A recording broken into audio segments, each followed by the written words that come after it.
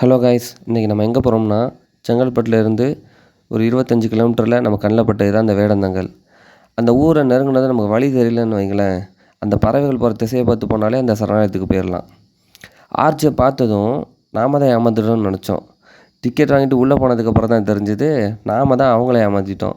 ஆமாங்க, ஒரு 10 ரூபாய்க்கு இவ்வளோ நேச்சர், இவ்வளோ குவைட்டான பிளேஸு கண்டிப்பாக சென்னையில் வாய்ப்பே இல்லை. அது போக சென்னையில் எந்த குழாயை திறந்தாலும் தண்ணியே வராது, காற்று தான் வருமாங்க. அது இந்த வாத்துக்கும் பொருந்தும்னு நினச்சேன்.